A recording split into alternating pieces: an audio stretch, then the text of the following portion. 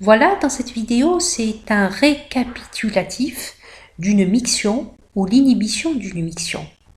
Ici, on a la vessie, ici, on a le cerveau, et ici, on a l'étage médulaire. Alors là, le point de départ, bien sûr, c'est le remplissage de la vessie, et la vessie, il va y avoir une distension de ses parois.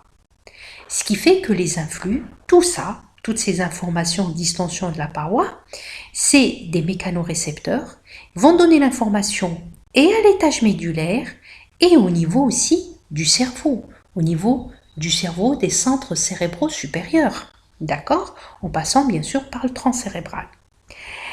Et ces influx, donc, au niveau, comme on avait dit, que le réflexe spinal, le réflexe de miction, c'est un réflexe médulaire simple.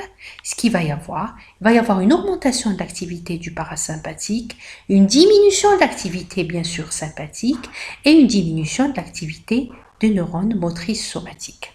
Qu'est-ce qui va se passer avec l'activité du sympathique et du parasympathique? C'est la contraction de la musculeuse de la vessie, ouverture du sphincter. Quand il y a la contraction, automatiquement il s'ouvre sous l'effet donc de cette contraction de la vessie, il s'ouvre. C'est une ouverture, on peut dire mécanique, mais c'est une ouverture du sphincter lisse de l'urètre. D'accord? Et cette diminution de l'activité de neurones moteurs somatiques permet d'ouvrir donc le muscle, le sphincter externe strié, donc contraction de la vessie, ouverture du muscle strié lisse, plutôt lisse, ouverture du muscle strié permettent donc la miction. Mais si la personne, donc je vous avais dit que inhiber ou différer sa miction, ça s'apprend avec l'âge, ce qui fait quand on décide de retenir ou d'évacuer cette vessie, le point de départ, c'est au niveau du cerveau qui a reçu des informations déjà, ce qui fait qu'au niveau des informations, ces centres cérébraux supérieurs soit déclencher, soit inhiber la miction. Ça dépend des cas, si vous décidez de le faire ou pas. Donc il y a les centres de la miction qui sont dans le pan. Il y a les centres aussi de continence, toujours dans le pan, bon, mais il y a d'autres centres.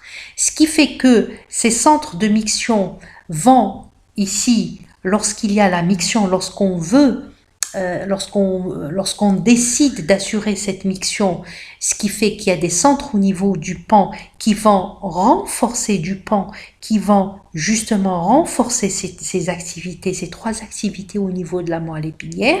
Mais si on veut inhiber cette miction, il y a des centres aussi de la continence qui vont inhiber en agissant au niveau de la moelle épinière, donc diminution de l'activité parasympathique et l'augmentation de l'activité sympathique et de l'activité somatique qui assure donc la continence. Sur ce schéma, c'est la même chose. C'est juste pour mettre en évidence la commande réflexe et la commande volontaire. La commande réflexe, c'est la même chose que le premier schéma récapitulatif. La première, le point de départ, bien sûr, c'est le remplissage de la vessie, récepteur à l'étirement. C'est les nerfs sympathiques qui sont sollicités avec l'inhibition des motoneurones destinés au sphincter externe. Donc, le parasympathique au niveau de la vessie, va y avoir contraction de la vessie. Avec la contraction de la vêture, automatiquement, même le muscle, le sphincter interne va s'ouvrir. Et au niveau du motoneurone, ouverture du sphincter externe de l'urètre quand il y a inhibition de ces motoneurones et miction lorsqu'on veut retenir. Donc ces motoneurones au sphincter externe, il va y avoir le sphincter externe de l'urètre reste fermé quand ces motoneurones sont stimulés et on n'aura pas de miction. Je vous remercie.